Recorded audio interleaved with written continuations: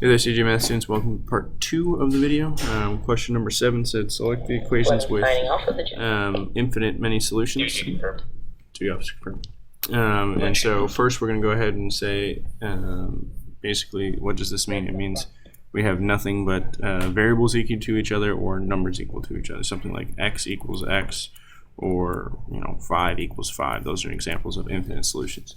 So here, if we combine like terms, we have 2x equals x. So this is an example of having something that's not infinite solutions. The next one, if we distribute, we have negative 20x plus negative 24 equals, and then over here, if we combine, negative 6 and negative 18 is negative 24 plus negative 20x. Now, let's think about this. Look at this very carefully. If I just flip-flop these using the commutative property of addition, look what I'm going to get. Negative 20x plus negative 24 equals negative 20x plus negative 24. Remember, if you have two expressions that are exactly mirrored to each other, that is going to be infinite solutions. Y equals y is an example of infinite solutions.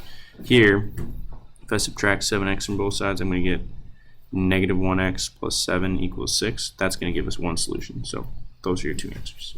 Number 8 I've done twice because it's kind of tricky.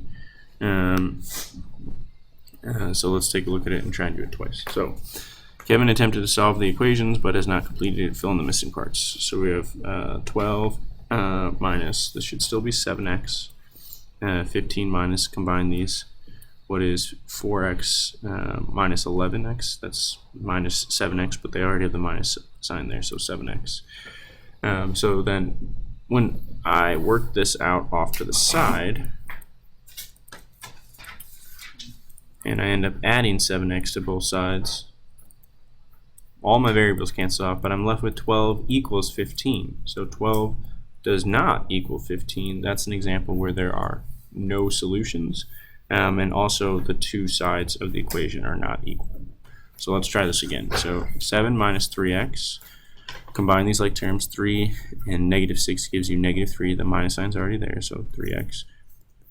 Let's go ahead and prove off to the right hand side here that if I add 3x to both sides, my variables cancel out, so I get 7 is equal to 15. So again, 7 does not equal, that's an equal sign with a slash through, does not equal 15, so there's no solution, and the two sides of the equation are not equal.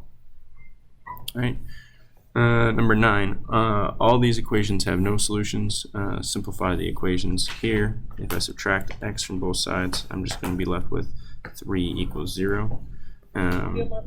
Here, if I subtract 7x from both sides, I'm going to be left with 7 equals 70. And here, first I have to combine 10x and 9x, which gives you x, right? 10 minus 9. So x minus 4 is equal to 6 plus x. And then if I subtract x from both sides, I'm left with negative 4 equals 6. So all of these have no solutions. So what do they all have in common? The right side of the equation is always larger. No, we don't care about that. They all have variables that will cancel out and constants are equal. No. They all have variables and constants are not equal. 3 does not equal 0. 70 does not equal 7. Negative 4 does not equal 6. So there's your answer. And so graphically, what does this look like? When equations have one solution on a graph, they will eventually intersect. So sorry, let me undo this. Draw a graph like this. When they have one solution, and I draw one graph here and another graph here, I'm not sure why that's doing that, they have one solution, right? But if for some reason they never touch, they are parallel.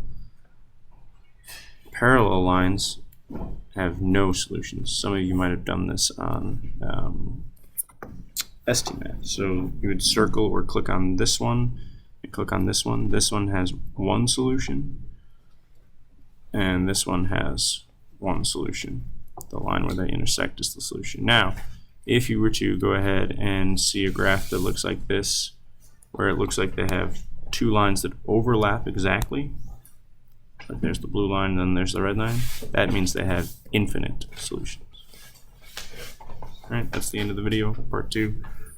Get BuzzMath done.